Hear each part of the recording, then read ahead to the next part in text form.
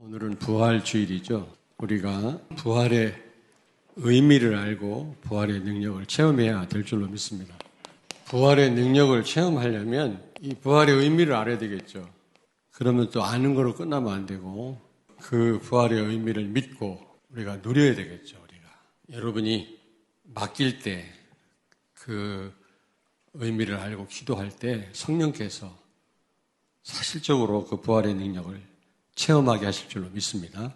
성령은 하나님의 역사를 내 역사로 바꾸시는 분이에요. 그런데 성령은 누가복음 10장 13절에 기도할 때 역사하는 겁니다. 기도하지 않으면 성령은 역사하시지 않습니다. 그래야만 여러분이 이 부활의 증인이 되는 겁니다. 이 예수님의 이 부활은 이거 참 놀라운 사건이죠. 근데 나만을 위한 게 아니라니까요. 구원도 그렇고요. 여러분이 받은 바 축복도 그렇고 항상 다른 사람을 염두에 둬야 됩니다. 혹시 여러분이 성공한다 할지라도 그게 세계 복음화를 위한 거지 여러분 자신들만을 위한 게 아니에요.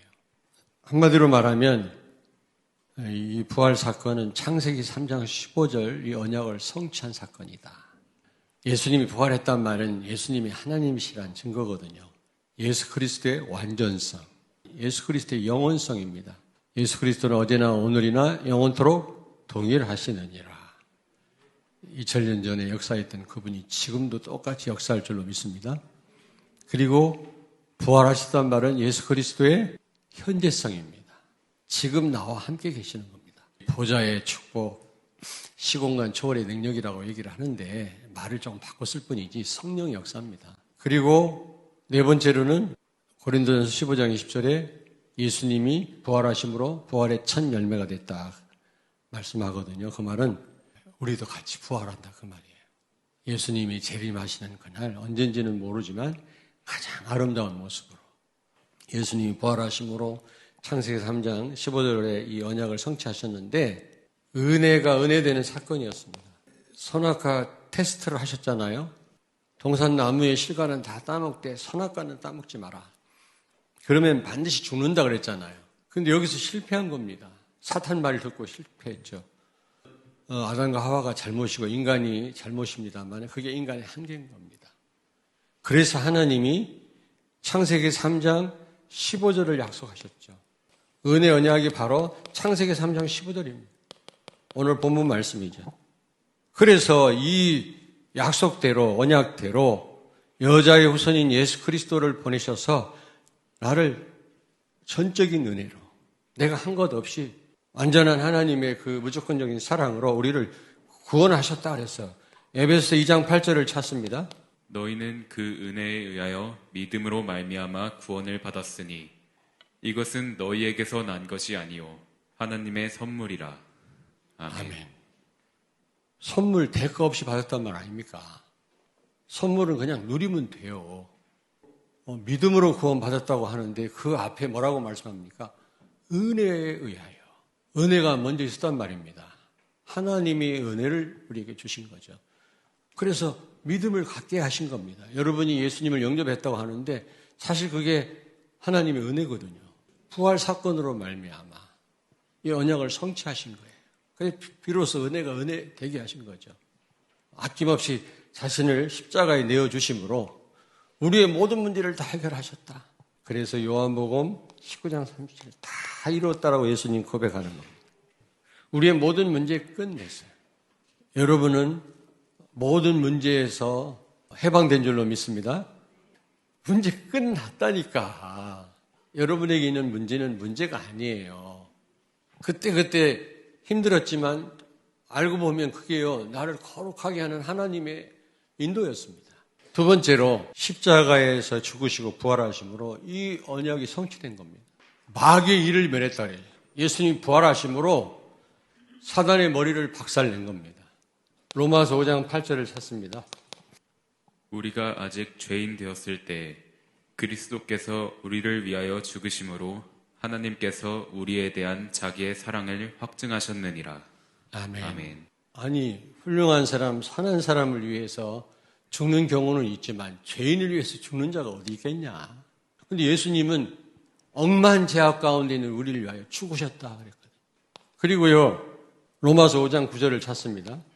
그러면 이제 우리가 그의 피로 말미암아 의롭다 하심을 받았으니 더욱 그로 말미암아 진노하심에게서 구원을 받을 것이니. 아멘. 창세기 3장 15절 약대로 예수님이 십자가에 죽으심으로, 여자의 후손인 예수님 죽으심으로 어떻게 했다고요? 그의 그 피로 우리가 의롭다함을 받았다. 하나님을 기쁘게 해드릴 만한 조건이 일도 없는 우리인데 그리스도의 그 피 흘리심으로 말미암아 우리가 의롭게 되었고 진노하심에서 구원을 얻었느니라. 하나님과 우리가 원수됐다고 그랬거든요. 하나님의 진노 가운데서 우리가 빠져나온 줄로 믿습니다. 그래서 빌립보서 2장 8절을 또 찾습니다. 사람의 모양으로 나타나사 자기를 낮추시고 죽기까지 복종하셨으니 곧 십자가에 죽으심이라. 아멘. 아멘. 아니, 동등한 하나님이신데 하나님 말씀에 죽기까지 복종하셨다 그랬어요. 첫째 아담은 하나님 말씀에 불순종했어요. 그래서 저주를 받았어요. 둘째 아담이신 예수님은 동등한 하나님이심에도 불구하고 하나님 말씀 앞에 죽기까지 복종하셨다 그랬어요. 창세기 3장 15절 이 은혜의 언약을 성취하셨죠. 십자가의 죽으심으로. 우리도 토 달지 말고 하나님 말씀에 순종해야 될 줄로 믿습니다. 그래서 결국 어떻게 됐다고? 예수님이 죽으심으로 어떻게 됐다고 그랬어요? 로마서 8장 32절을 찾습니다. 자기 아들을 아끼지 아니하시고 우리 모든 사람을 위하여 내주신 이가 어찌 그 아들과 함께 모든 것을 우리에게 주시지 아니하겠느냐. 아멘. 아멘. 빼앗긴 모든 것을 다 회복하셨어요. 아담과 하와가 상실했던 모든 것을 회복하셨다. 그래서 그리스도와 함께 그 축복이 우리에게 와 있는 줄로 믿습니다. 그래서 여러분 수없이 말씀드립니다만 시편 23편 1절 이 다윗의 고백이 여러분 고백이 돼야 돼요. 저는 렘넌트의 고백이 돼야 된다고 생각합니다. 여호와는 나의 목자시니 내게 부족함이 없다. 어떤 가운데서도 이런 고백할 수 있는 렘넌트가 되기를 바랍니다. 이런 고백할 수 있는 성도가 되어야 돼요. 왜냐? 아들까지 내어주신 하나님이 뭘 안 주시겠냐? 그 말.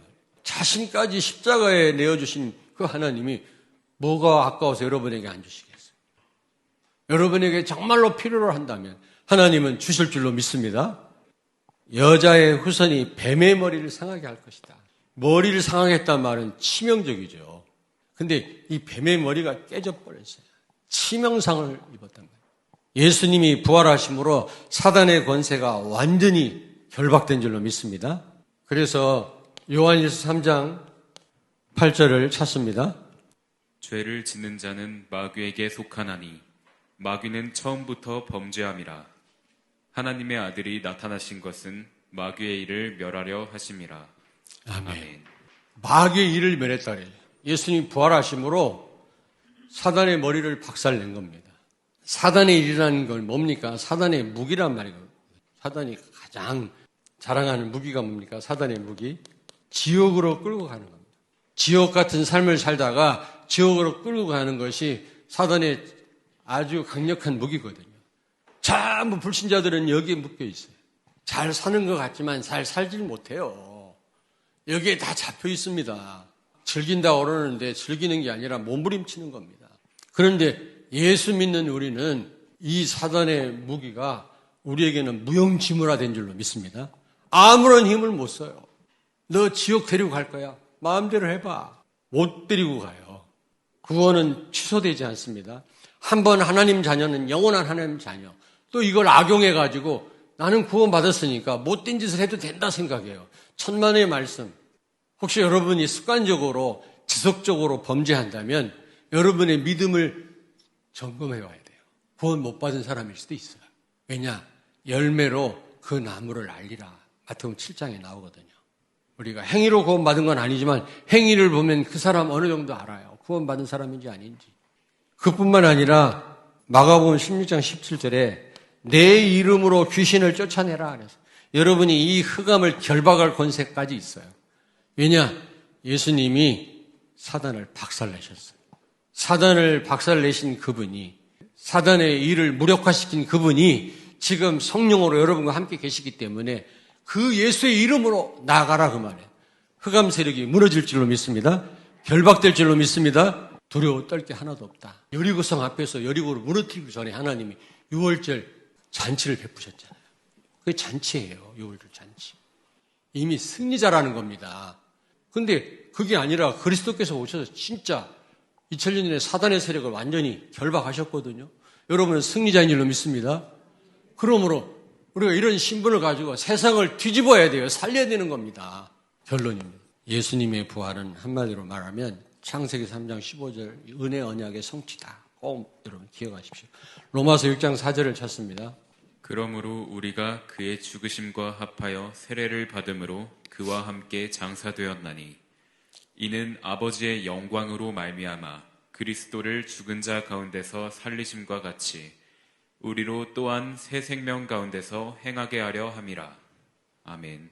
아멘. 100% 하나님 은혜로 우리가 새 생명을 얻었어요. 하나님 자녀가 됐어요. 그러므로 여러분 100% 하나님께 맡기면 돼요. 우린 자꾸 뭐를 하려고 그래요.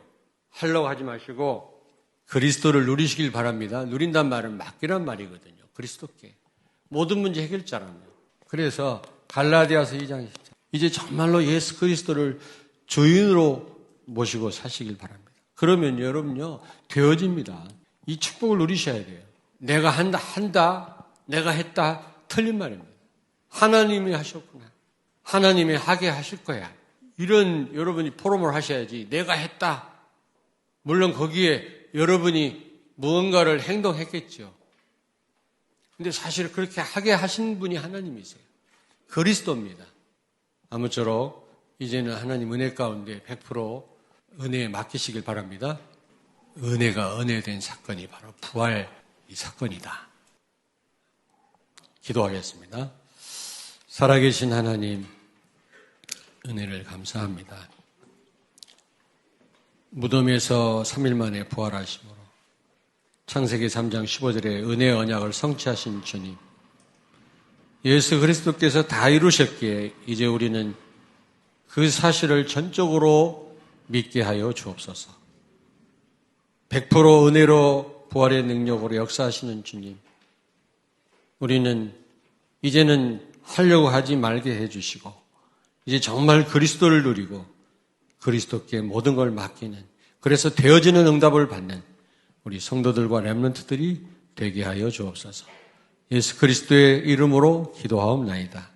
아멘.